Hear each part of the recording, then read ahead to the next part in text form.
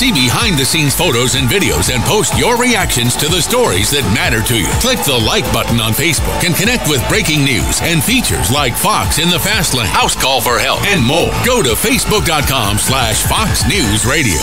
Weeknights, we're busting out a brand new lineup. First, market fraud, government abuse, corruption. At 5, nothing's off limits on money with Melissa Francis. Then, from bloated bank fees to consumer scams. At 6, Jerry's exposing the issues impacting your wallet. Plus, get smart market insight and trusted analysis you won't find anywhere else. At 7, Lou Dobbs is all business. And the first and last name in business, Cavuto, shedding light on the biggest stories making headlines at 8. Only on the Fox Business Network, giving you the power to prosper.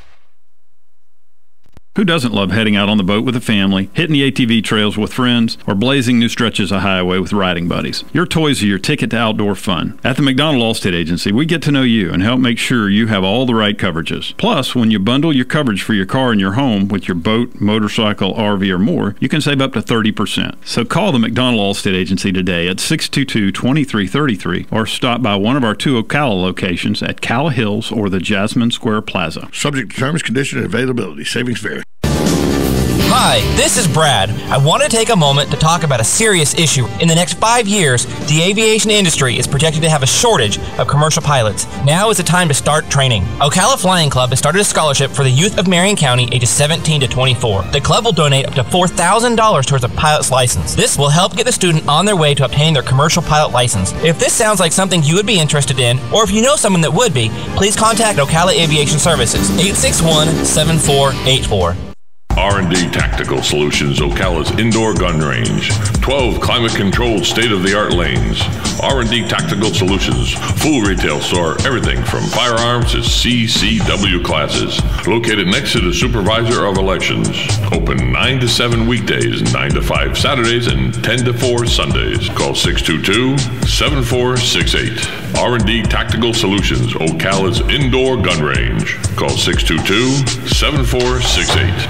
Robin, let's try a little plant trivia. Name this nursery. It's a not-for-profit, and it teaches growing and caring for plants to their students. Oh, that's easy. Kenny's Place. Or how about this one? It's a nursery conveniently located between Ocala and Bellevue. Again, it's Kenny's Place. Or how about this one? A nursery with a wide variety of just what you need or want at the most reasonable prices. Kenny's Place, of course. Kenny's Place at 7677 Southeast 41st Court. Give them a call at 867-1213. It's a caring place for people and plants. It's Kenny's Place. Gene Powell Pasture Mowing, 352-629-2440. In addition to our pasture mowing service, we also offer fence row spraying. Now is the perfect time to get ahead on weed control for an overall aesthetic appearance. Gene Powell Pasture Mowing, 352-629-2440 or online at powellgene, Gene, at yahoo.com. We are licensed and insured. Gene Powell Pasture Mowing, 352-629-2440. Putting the local back into radio. 24 hours a day, 365 days a year. WOCA News. Variety. Information. Now. Keep your arms and legs on the inside at all times. If you want to avoid getting ripped off and put more money in your pocket, then join me, Clark Howard, every weeknight at 6, right here on WOCA, The Source. We are The Source, WOCA. All right, 25 minutes before 8 o'clock. It really looks like it's going to rain, and I guess it should because the weatherman says there's a 100% chance that it'll rain today. Right now here at the Paddock Mall, it is 75 degrees. Thank you for tuning into The Source. And in that mix of rain, there are some thunderstorms mentioned. So it's going to be another one of those days, except today, I guess in today's case, it's not just in the afternoon. I guess today it's all day long, right? Yeah, I think so. It was kind of all day yesterday. It was kind of overcast all day, and it didn't really ever get real sunny. Saturday was a nice day. Yeah. Actually, I say yesterday was a nice day, too. Today, yesterday was beautiful, I thought. Yeah, it just kind of sprinkled. It didn't really, at least where we were at. So. A little bit of a reprieve from the scorching heat we are used to, right? Yeah. All right, so let's see. Other things in the news before we talk about this debatable topic regarding the Pastor Protection Act. There's two boys, 14, I guess they're both 14 years old, Perry Cohen and Austin Stefanos. They were in a 19-foot boat, and the boat has been found, but they are still missing. I guess the boat was found off the coast of Daytona. It was about 67 miles away from where they originally went into the water. I guess they went in down South Florida. So the Coast Guard is looking for them. They did not. The Coast Guard didn't find any floating life preservers, life vests. Yeah, it was so sad. That's such a sad story. So let's hope and pray that they are in those life vests and alive and will be found. Yeah. There have been stories. I know it's almost like a needle. It is a needle in a haystack story, but the one story that I always think about is that man with the autistic son over in, oh gosh, I always say New Smyrna. I think it was. And the boy, the Walter autistic, and Christopher. Yeah, the autistic boy goes out into the water and gets too deep, and the father goes after him, and they didn't have any flotation devices, and the tide just took them out.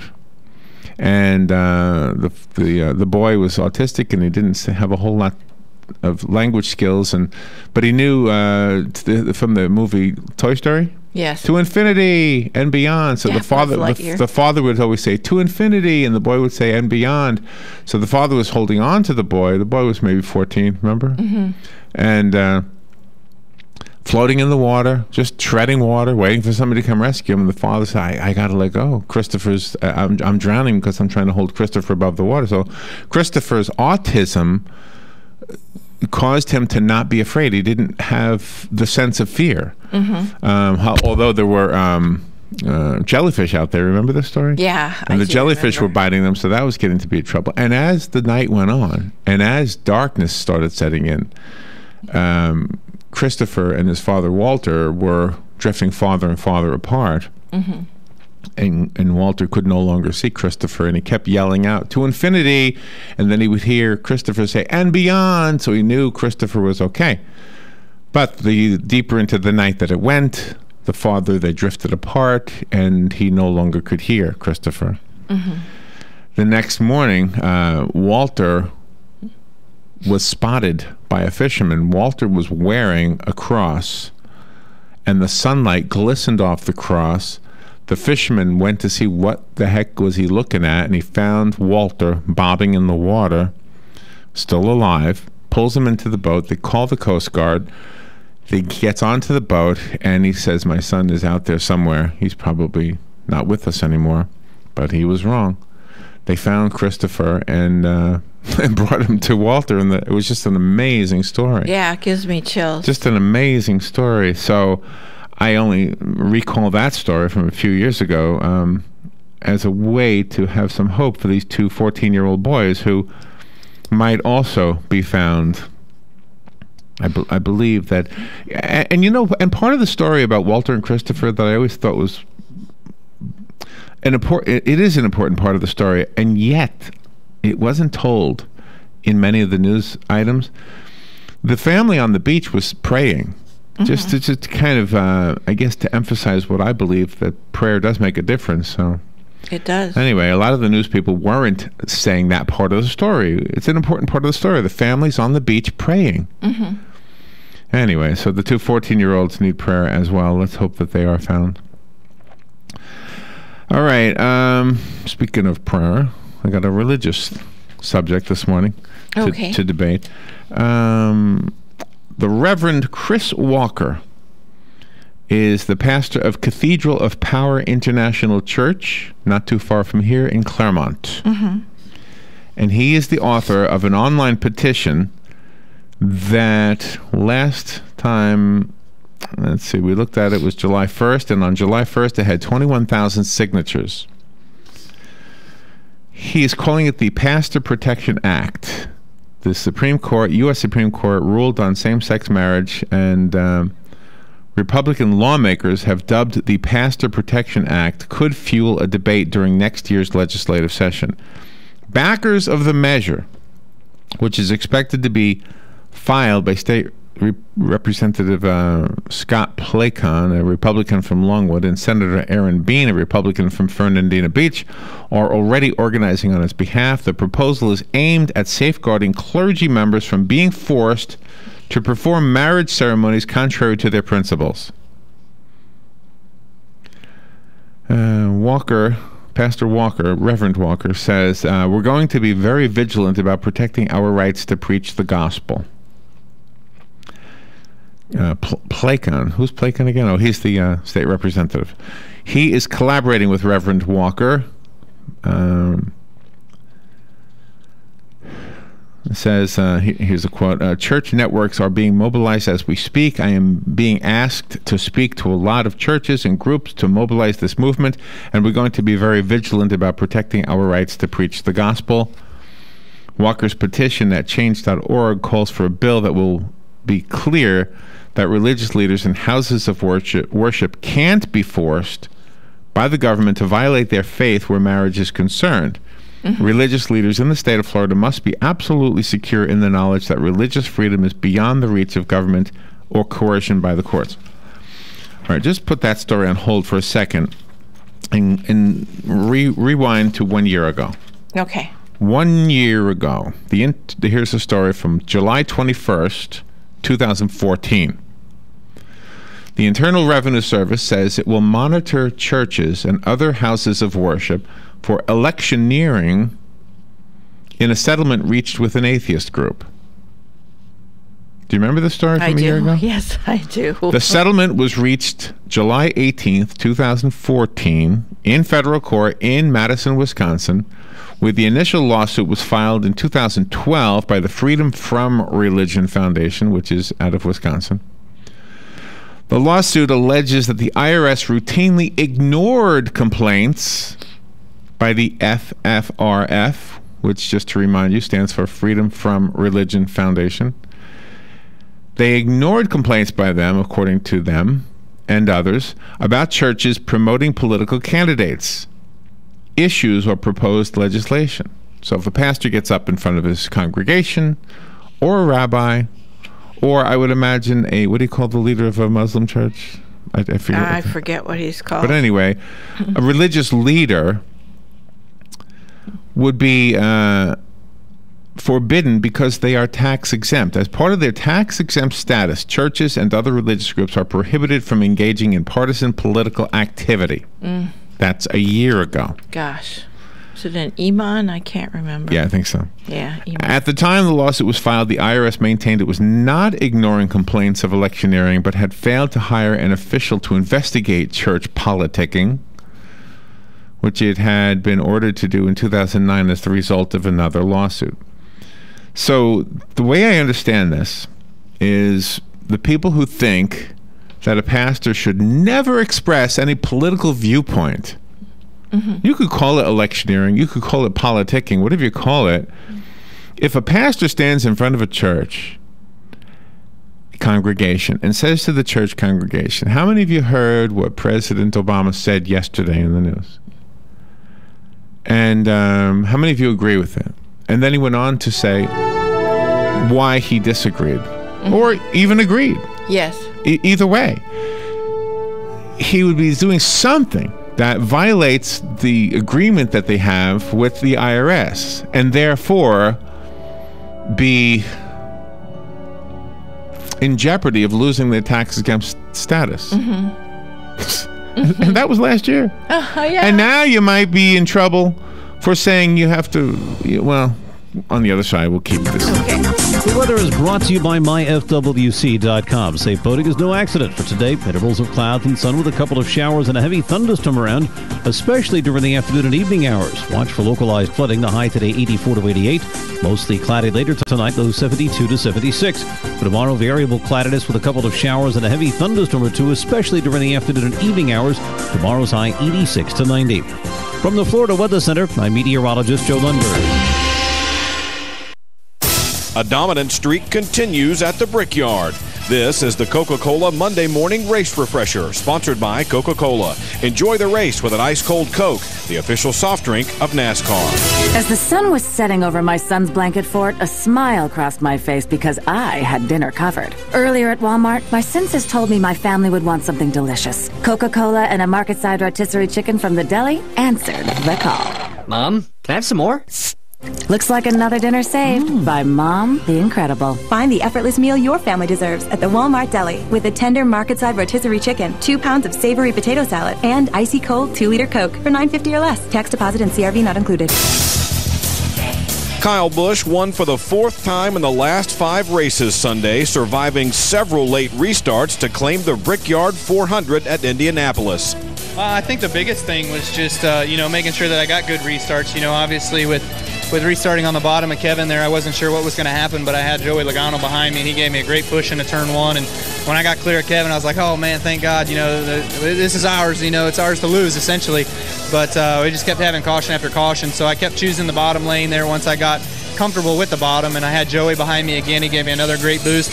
And then finally on that last restart, I had Truex behind me who gave me a great boost in order to get by Logano. So, it was all kind of all over the place there with those last restarts, but it worked out. Joey Logano finished 2nd and is 2nd in the standings. Kevin Harvick was 3rd at Indy, and he leads overall. Busch is now within 23 points of the top 30 in the standings, where he'll have to be 6 races from now to make the chase. Next up is the Windows 10 400 at Pocono on Sunday. This has been the Coca-Cola Monday Morning Race Refresher. Enjoy the race with an ice-cold Coke, the official soft drink of NASCAR. I'm Woody Kane on the Motor Racing Network.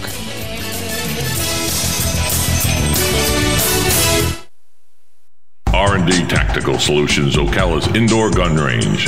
12 climate-controlled state-of-the-art lanes. R&D Tactical Solutions, full retail store, everything from firearms to CCW classes. Located next to the Supervisor of Elections. Open 9 to 7 weekdays, 9 to 5 Saturdays, and 10 to 4 Sundays. Call 622-7468. R&D Tactical Solutions, Ocala's indoor gun range. Call 622-7468. 12 minutes before 8 o'clock. Thank you for tuning in. 75 degrees, very overcast right now. There's a 100% chance it'll rain today. Thunderstorms are in the mix all day long. So do whatever you put aside for a rainy day, because this is that day that you put it aside for. Of course, it's Monday, so. And it's July. It's July 27th. So a lot of kids, all the kids are out of school, right? I guess. I'm not sure how that works. Until the middle of August. All right. So before the break, we were talking about a movement to. Let's see, let me just recap. What was the name of that?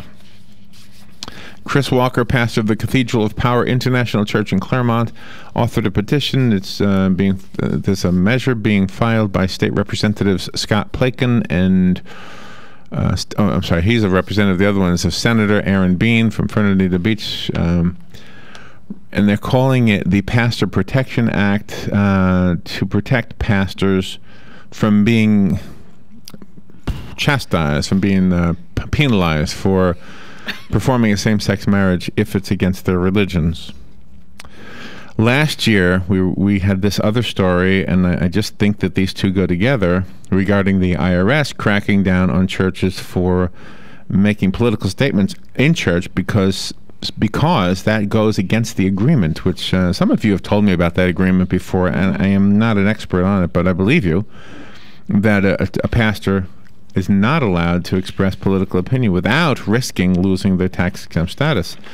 I it would be hard-pressed to say, because one thing that most pastors are, most pastors are very talented wordsmiths. Yes, they are. They're very good at writing, and if it's not written down, it's just being able to improvise with words. They're very good with words, and so I would trust that a pastor who wanted to make a point would probably tell a parable. I've heard that in my church. Oh, really? A couple pastors, yeah. They'll use a parable and work something in there. And every thinking congregant, is that what you call a person in a congregation? Parishioner. Every thinking parishioner, thank you, would see through the parable, and yet the IRS wouldn't have a leg to stand on, because if you're talking about a duck and a pig, there's a good chance you might be talking about a president or a governor or something. Donkey and an elephant, you never can tell. Well, that might be a little more obvious. Yeah, right. But no, I've heard some of the pastors that preached in my church, have an opinion but don't come right out and say it. They just so that might be why, because they were always afraid of that the long arm of the law. Yeah, but like you say, people are smart. They'll get it. Good morning. You're on the air. Hey, good morning. Talk about preachers that do politics and they'll really do a lot of slandering. How about Al Sharpton and Jesse Jackson? Good point, but they are one track. But they're not in a church. And are they tax exempt? Well, I don't know. I don't know. But they're using the pulpit to preach hate. Okay, thank you, Dennis. Good to hear from you, by the way. All right, bye. Do you know? That's a good point. But I think. Let's see. Who was it? Pastor Mike used to do a show on WOCA. Yeah. Do you remember his last name, Pastor Mike? I don't recall. He was an interesting guy, and from Bellevue. And he used to come on the air, and he was not tax exempt. He paid the tax because he wanted to be able to express. Gosh, please somebody call in if you remember Pastor Mike. It's not Pastor Mike from Blessed Trinity. It's another Pastor Mike from Bellevue. He had an independent church. All right, so let's see. Going back to the gay marriage thing, there was a piece in The Blaze. The Blaze is the news agency. I think it's owned by Glenn Beck. I'm not really sure. And by the way, I think Glenn Beck comes back to his show today. He had about a month off for vocal problems. Remember? Yes, he did. It's because he screams too much into the microphone. That's what it is. Yeah. It's like a rock star screaming. But anyway, this is what it says on the Blaze report. It says calls for houses of worship to lose their 501c3 status are nothing new, though some conservative critics have warned in recent months and years that the legalization of same-sex marriage would possibly revitalize calls for the Internal Revenue Service to rethink the issue, putting churches in a potentially difficult position. The authors of the two articles published over the past week have done just that. By the way, this article I'm reading to you came out July 3rd. In an op-ed published by Fusion, financial writer Felix Salmon made his stance on the matter crystal clear in his first sentence. He said, quote, "Now that the U.S. government formally recognizes marriage equality as a fundamental right, it really shouldn't skew the tax code so as to give millions of dollars in tax breaks to groups which remain steadfastly bigoted on the subject." Religiously opposed. That's how I would put it. But anyway, he said bigoted. Right, exactly. Salmon argued that the U.S. government subsidizes churches and that it costs billions of dollars each year to do so, a dynamic that he fervently opposes, noting that the U.S. Constitution does not grant this as a right to houses of worship. In other words, they want to take away the tax-exempt status from churches. Mm-hmm. While he believes that churches can't be targeted and forced to pay more than other groups, Salmon said that the government reserves the right to stop giving them special tax-free privileges. But he doesn't stop there, writing that the Supreme Court's ruling that gay marriage is a fundamental right means, in his view, that tax-exempt groups cannot disallow it and retain that status. So not only if you're a business making a cake, are you now forced with having to do something that is opposed to your beliefs, but you can't even have a house of worship, a place where it's all about belief, a place where it's all about an interpretation of the Bible, or of the Torah, or of the Quran, or whatever book of worship you happen to use as the foundation of your faith. Mm-hmm. It is abundantly clear that religious institutions have no right to tax exemption. That's his opinion. He was citing a 1983 Supreme Court case, which is Bob Jones University versus the United States, in which the court found that a college can be denied tax-exempt status if it refuses to allow interracial relationships. And since churches are the primary social drivers against homosexuality, Salmon said, they don't necessarily deserve the tax benefit. If your organization does not support the right of gay men and women to marry, then the government should be very clear that you're in the wrong. The government's going to be telling the churches that they are wrong. Oh, gosh. Oh, gosh. And it should certainly not bend over backwards to give you the privilege of tax exemption. What do you think about this? No, I don't agree. Churches are on a different playing field than everybody else. Agreeing with him is New York Times columnist Mark Oppenheimer, who wrote a piece for Time magazine titled, quote, "Now's the time to end tax exemptions for religious institutions," unquote. It also cites the Bob Jones University case. He said, rather than try to rescue tax-exempt status for organizations that dissent from settled public policy on matters of race or sexuality, we need to take a more radical step, he wrote. It's time to abolish or greatly diminish their tax-exempt statuses. So let's look at the global warming part of this. Let's just say, for example, that what were his words? A settled public policy. Mm-hmm. Let's say the settled public policy on global warming is that the Earth is warming and human beings are the cause of it. Yeah. So does that mean a pastor who believes in God can't say that the Earth is warming and God is causing it? He is going against what this guy calls settled public policy. Mm-hmm. The public policy is settled. There's no more discussion. Yeah, exactly. It's a settled public policy.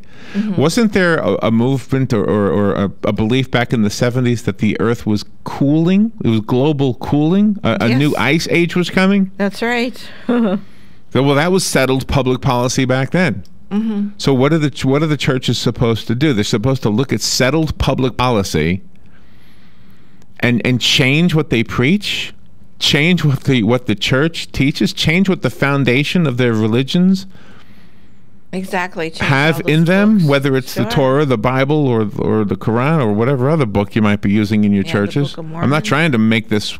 Yeah, it could be that extra book that the Mormons have. Exactly. Good morning. You're on the air. What do you think? Good morning, Larry and Robin. Hi, Lenny. They have been trying to attack religious institutions from day one. It has not worked. It will not work. Could you imagine how many people you'd have to have in the churches to monitor and censor the sermons or whatever, whether, in the mosque or in the temples or in the churches or whatever? I mean, it would bankrupt the country, first of all.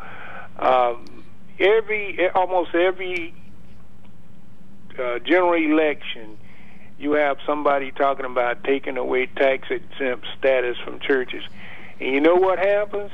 You end up with more religious institutions with tax exemption. Some of these institutions that go around and pass themselves off as religious institutions aren't even really religious institutions. I mean, how religious can you be when your own religious thing that you profess is smoking a joint? I know, and that's true too. We do have a lot of churches in quotes that aren't really churches. Yeah, you're right about that. Yeah. Well, I hope you're right. I hope that it's just a political thing that happens all the time, and it's not really. It does, and it won't be taken seriously. It won't get anywhere. I mean, it would be too costly, first of all, to even enforce. Have a good day. Thank you, Lenny. Appreciate that. Well, I guess two things just to conclude. I think that the church pastors, who are very skilled with words, will figure out a way to still get their message out there. Mm-hmm. I don't know what they'll do about the gay marriage thing. I don't know what they would do about that. But no, the government wants that extra money. But I also think if they have to pay taxes, then the congregations will say, okay, right, we'll cough it up. Exactly. We'll cough it up. I want my church to be my church. Get rid of the tax exempt status, and we'll cover the taxes. We'll be right back. Broadcasting from the Paddock Mall Studios, this is WOCA, Ocala, Gainesville, The Villages, 1370 AM, 96.3 FM, The Source. Fox News Radio, I'm Paul Stevens. President Obama in Ethiopia on his African trip, praising Ethiopia's anti-terrorism efforts. And its contribution to the African Union mission in Somalia have reduced areas under al-Shabaab control. But as the Prime Minister noted, yesterday's bombing in Mogadishu reminds us that terrorist groups like al-Shabaab offer nothing but death and destruction. The president also discussing violence in South Sudan with Ethiopia's leaders. 4 firefighters hurt in California battling a 1,500-acre fire west of the town of Alta. 3 of the 4 airlifted when the fire overran their position. They were transported by helicopter, typical protocol.